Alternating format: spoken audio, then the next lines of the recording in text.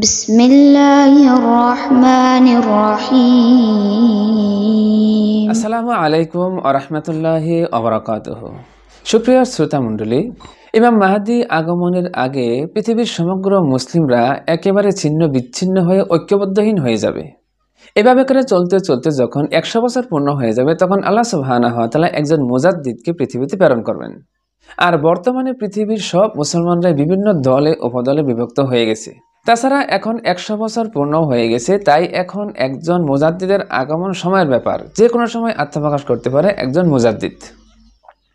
আর আজকে এই বিষয়ে আলোচনা করব। চলুন আগে আমরা হাদিসগুলো থেকে তথ্যগুলো জেনে নেই। আর এ সম্পর্কে প্রথমে যে হাদিসটি আমি উল্লেখ করব সেটা হচ্ছে ইবনে মাজাহ শরীফের 3992 নং হাদিস। হযরত আউফ ইবনে মালিক রাদিয়াল্লাহু তাআলা আনহু থেকে বর্ণিত, তিনি বলেন, রাসূল করিম সাল্লাল্লাহু আলাইহি ওয়াসাল্লাম বলেছেন, বনি ইসরাইল জাতি 71 দলে বিভক্ত হয়ে যাবে। তার মধ্যে একটি দল জান্নাতে যাবে আর 70টি দলই জাহান্নামে যাবে। আর খ্রিস্টান জাতিরা 72 দলে বিভক্ত হয়ে গেছে। তার মধ্যে একটি দল যাবে জান্নাতে আর 71টি দল যাবে জাহান্নামে। এরপর রাসূল করিম সাল্লাল্লাহু আলাইহি ওয়াসাল্লাম বলেন, সেই সত্তার শপথ যার হাতে আমার প্রাণ, আমার উম্মত 73 দলে বিভক্ত হয়ে যাবে। তার মধ্যে একটি দল মাত্র জান্নাতে যাবে, অবশিষ্ট 72টি দলই জাহান্নামে যাবে। এরপর রাসূল সাল্লাল্লাহু আলাইহি ওয়াসাল্লামকে বলা হলো, হে আল্লাহ রাসূল, কোন দলটি জান্নাতে যাবে? তখন রাসূল সাল্লাল্লাহু আলাইহি ওয়াসাল্লাম জবাবে বললেন যে জামাতবদ্ধ যে দলটি থাকবে সেটাই জান্নাতে যাবে। এই হাদিসটি থেকে স্পষ্ট প্রমাণিত হলো যে ইহুদি জাতিরা 71 দলে বিভক্ত হবে, আর খ্রিস্টান জাতিরা 72 দলে বিভক্ত হবে, আর মুসলিমরা 73টি দলে বিভক্ত হবে। আর এদের মধ্যে প্রত্যেক একটি দল করে জান্নাতে যাবে আর বাকি দলগুলো সব জাহান্নামে যাবে। আর মুসলিমদের বর্তমানে যে অবস্থা পৃথিবীতে, সমগ্র পৃথিবীতে মুসলিমরা এখন বিভিন্ন দলে উপদলে বিভক্ত হয়ে আছে। অসংখ্য দল মত নির্বিশেষ এখন পৃথিবীতে অবস্থান করতেছে মুসলিমদের মধ্যে।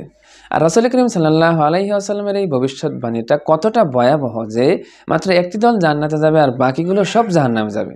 আর এই হাদিসগুলো মুসলিমরা জানার পরেও মুসলিমরা পৃথিবীতে বিভিন্ন দলে উপদলে বিভক্ত হয়ে আছে। এরকম করে চলতেই থাকবে। অথবা রাসূল সাল্লাল্লাহু আলাইহি ওয়াসাল্লাম বলেছেন যে এরকম করে চলতে চলতে যখন 100 বছর পূর্ণ হবে, তখন একজন করে মুজাদ্দিদ পৃথিবীতে আল্লাহ তাআলা প্রেরণ করবেন। আর এই প্রত্যেক যুগে এরকম করে চলতে চলতে যখন 100 বছর পূর্ণ হবে, তখন একজন করে মুজাদ্দিদ পৃথিবীতে আল্লাহ তাআলা প্রেরণ করবেন। তারা এসে মুসলমানদেরকে সংস্কার করবে, অতঃপর তারা জান্নাতের জন্য উপযুক্ত হবে। আর এরকম করে করে একটি দল জান্নাতের জন্য উপযুক্ত হবে। তাছাড়া এ সম্পর্কে আরও একটি হাদিস রয়েছে, যেটা ইবনে মাজাহ শরীফের 3992 নং হাদিস। হযরত আনাস ইবনে মালিক রাদিয়াল্লাহু তাআলা আনহু থেকে বর্ণিত, তিনি বলেন, রাসূল সাল্লাল্লাহু আলাইহি ওয়াসাল্লাম বলেছেন, বনি ইসরাইল জাতিরা 71 দলে বিভক্ত হয়েছে আর আমার উম্মত 72 দলে বিভক্ত হবে। আর এদের মধ্যে একটি দল ছাড়া আর সবগুলি জাহান্নামে যাবে। এখানে আবার উম্মতে মুহাম্মাদীকে 72 দলে বিভক্ত হওয়ার কথা বলা হয়েছে, আর আগের হাদিসটিতে উম্মতে মুহাম্মাদীকে 73 দলে বিভক্ত হওয়ার কথা বলা হয়েছে। তো 72-73 যত দলেই হোক না কেন, উম্মতে মুহাম্মাদী বিভিন্ন দলে উপদলে বিভক্ত হবে, এটাই হাদিসটির মর্মার্থ। আর এর মধ্যে একটি দল ছাড়া বাকিগুলো সব জাহান্নামে যাবে। এরপর সুনানে আবু দাউদ শরীফের 4291 নং হাদিসের মধ্যে বলা হয়েছে, হযরত আবু হুরায়রা রাদিয়াল্লাহু তাআলা আনহু থেকে বর্ণিত, তিনি বলেন, রাসূল করিম সাল্লাল্লাহু আলাইহি ওয়াসাল্লাম ইরশাদ করেছেন, নিশ্চয়ই আল্লাহ তাআলা এই উম্মতের জন্য প্রতি 100 বছরের শিরোভাগে এমন একজন লোকের আবির্ভাব ঘটাবেন, যিনি এই উম্মতের দিনকে তার জন্য সঞ্জীবিত করবেন। এই হাদিসটি থেকে আরও একটি বিষয় প্রতীয়মান হয় যে প্রত্যেক 100 বছরের মধ্যে উম্মতে মুহাম্মাদী চূড়ান্ত পর্যায়ে পথভ্রষ্টতার দিকে এগিয়ে যাবে। তাই আল্লাহ সুবহানাহু ওয়া তাআলা প্রত্যেক 100 বছরের মাথায় একজন করে মুজাদ্দিদ প্রেরণ করবেন, যারা এসে মুসলমানদেরকে সংস্কার করবেন, দ্বীনের পথে নিয়ে আসবেন।